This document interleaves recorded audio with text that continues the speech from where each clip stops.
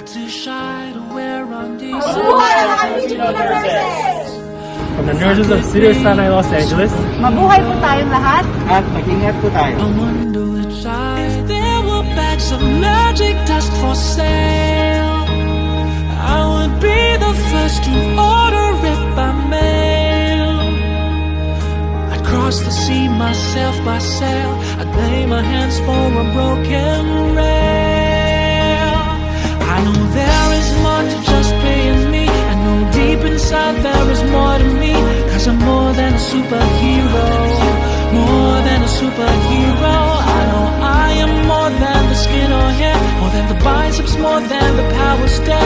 I can strongly feel my purpose in my life. I am super.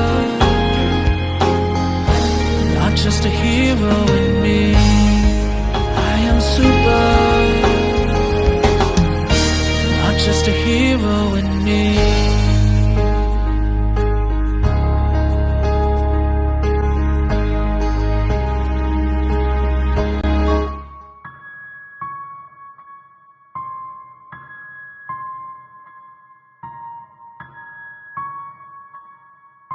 Newcos, one of the two Filipina domestic workers killed in the December 29th car crash near a shopping center in Singapore, comes from a Philippine province that has the most number of households in the country dependent on overseas labor for income.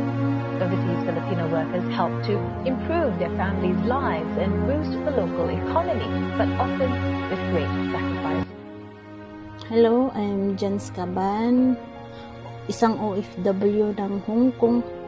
8 years ako dito nagtatrabaho bilang isang OFW.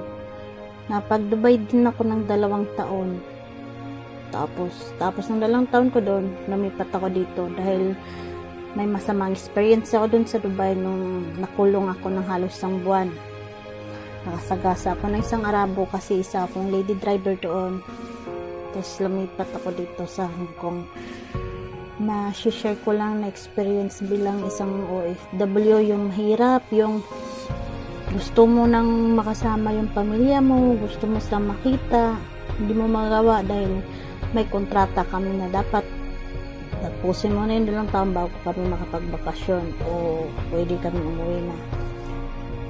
Tapos yung benefits namin bilang isang OFW, yung nakakatulong kami, yung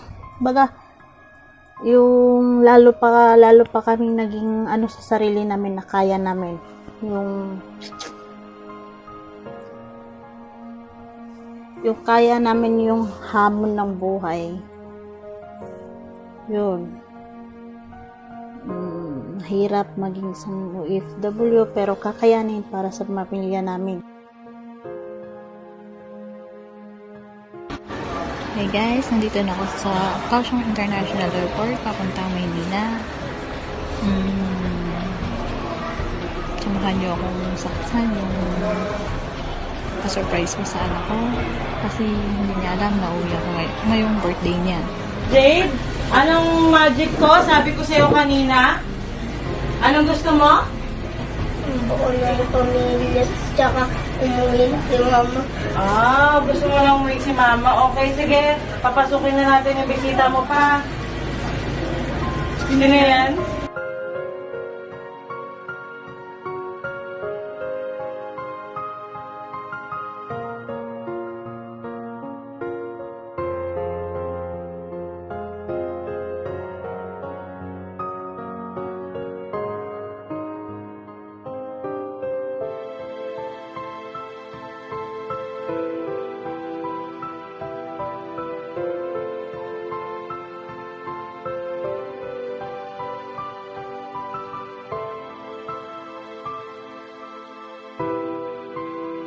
It's so painful to leave your children.